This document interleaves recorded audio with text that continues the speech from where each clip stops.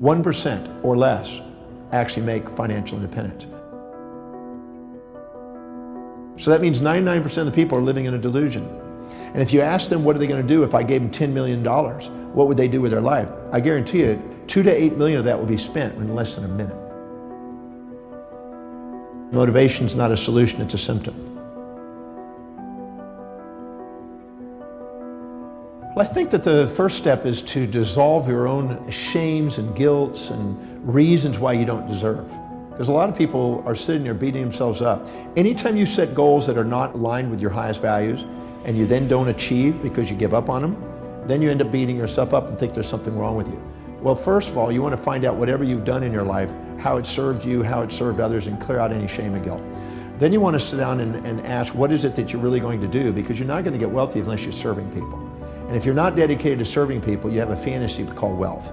You need to make sure that you really have a value on serving people. You need to have a value on wealth, because if you don't really have a value on wealth, you'll spend it. If you have more of a value on spending it than saving it and investing it, it's going to keep going out the window. Because the money circulates through the economy from those who value it least to those who value it most over time. So you have to value wealth building more than spending. You have to value serving people more than just taking. And you have to be able to be dedicated to something that's really congruent with your values, or you won't stay with it. You won't build momentum and perseverance towards an accomplishment. And people who have a forced automatic savings in place and are willing to consistently study and research because they value wealth building. Warren Buffett spent, by the time he was 11, he already read all the books in the Omaha, Nebraska library on wealth building by the age of 11. He was committed to the outcome. People are really committed to wealth building. They study it, they research it, they mentor under it, they apply it, they have forced savings and investment structures in place. They constantly are trying to serve people, and they want to build a business that lasts. What happens is every human being lives by a set of priorities, a set of values, things that are most important to least important in their life. Whenever they set goals that are congruent and aligned with their highest values, they become the most powerful and effective people they can be. This is when they're the most grateful, the most resilient. This is when they're most disciplined and most fulfilled in their life. Whenever they're living by lower values and trying to inject the values of others or minimize themselves and live by lower value systems, they procrastinate, hesitate, frustrate, and they become, you might say, victims of their history, not masters of their destiny. So you look at how people fill their space. You look at how they spend their time. You look at what they are disciplined about and focused on. You look at where they're most organized. You look at where they spend the most money. You look at what energizes them the most. You look at what they think about, visualize, affirm, and converse with others about most that is in line with what they're creating in life. Look at what they're inspired by, what their goals are, and what they love learning. If you look and find the common threads to those questions, it'll narrow down to what you're dedicated to and what you spontaneously can't wait to get up in the morning and do. Any individual that is setting goals, intentions, that are congruent and aligned with the highest values, they have the highest probability of being spontaneously inspired in the morning to get up and do it. So if you have an entrepreneur that's working in a business and they found what is most meaningful to them, they have found the tap dance to work energy that Warren Buffett describes. Now, in addition to that, an entrepreneur also has to find out what their targeted market's highest values are to make sure that they're providing a service that meets those specific needs. So determining your own values and determining other people's values that you want to serve is an essential component, because you're here to be able to find something that serves other people, but it's also meaningful to you. If you find those two, you've got your niche.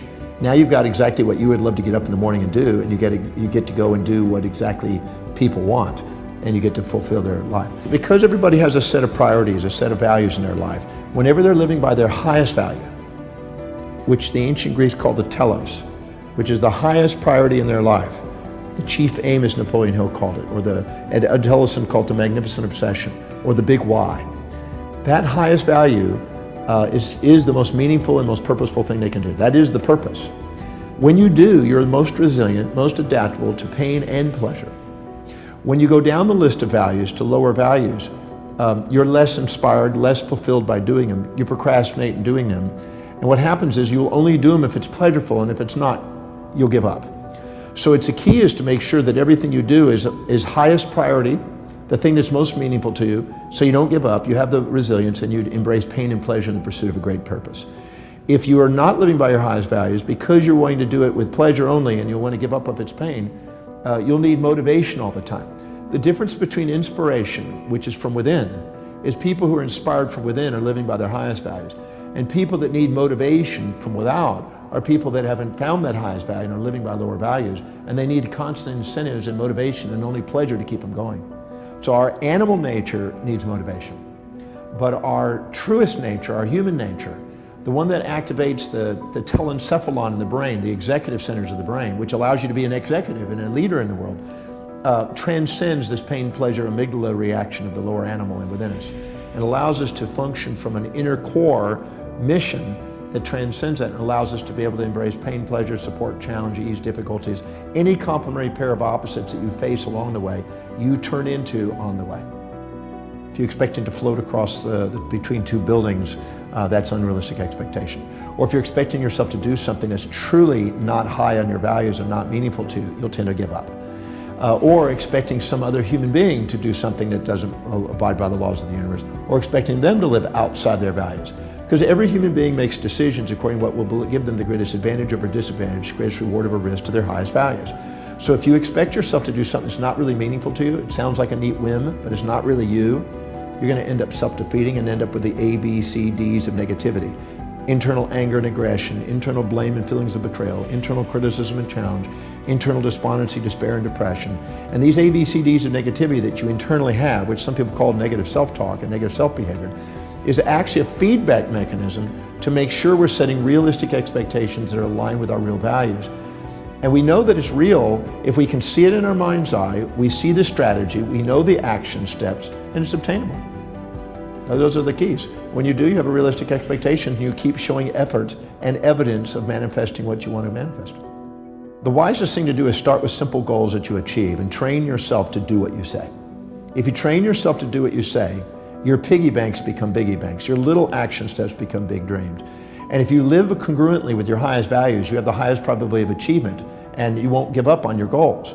So if you set goals that are congruent, that are truly meaningful to you, and you start chunking them down into small enough bites, so you just keep doing things and keep rewarding yourself by accomplishing immediate steps, you'll end up manifesting things because you just strategize your way into the bigger game.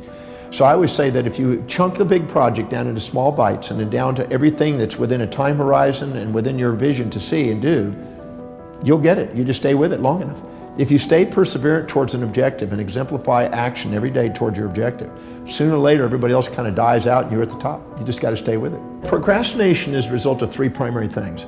It's an unclear vision. It is an unchunked vision. It means you're taking on too big a chunk without bringing it down to small enough bites that you can go and get it done. And it's not linked to your highest values.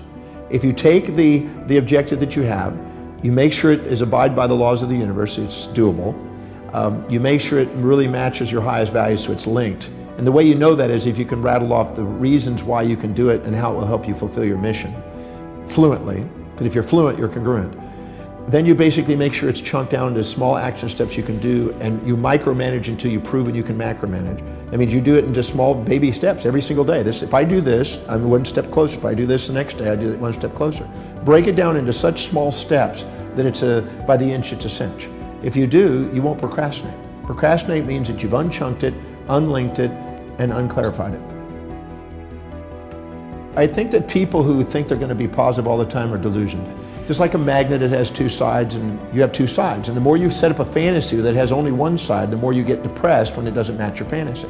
So I'm a realistic guy that sets real goals in real time with a balanced orientation, and I accomplish more by doing it than setting up fantasies and then having nightmares. The real principle behind the law of attraction is not really metaphysical, as some would like to propose. If you're a woman and you're dedicated to children and you have 3 beautiful children and you walk in a mall, you're going to notice things related to children. You're not going to notice business materials. But if you're an entrepreneur and you're walking in a mall, you're going to notice business things. You're not going to notice children's things. So that means that whatever is most important to you, whatever is highest on your value, whatever your real purpose and most inspiration is, you're going to filter out of your reality. You're going to see opportunities. You're going to make decisions quicker because you got more awareness, and you're going to stick to them with more perseverance in that area, and you're going to see more synchronicities. So a lot of the secret is simply those things that occur spontaneously when you're congruent with your highest values. So if a person will set goals that are congruent and aligned and chunk them down and follow those actions and prioritize it and delegate that, they have amazing synchronicities, and their vision and their affirmations and their things become congruent, and in that congruency they create their reality. So I'm a believer that it's not as much metaphysical as it is axiological. It is based on human value systems.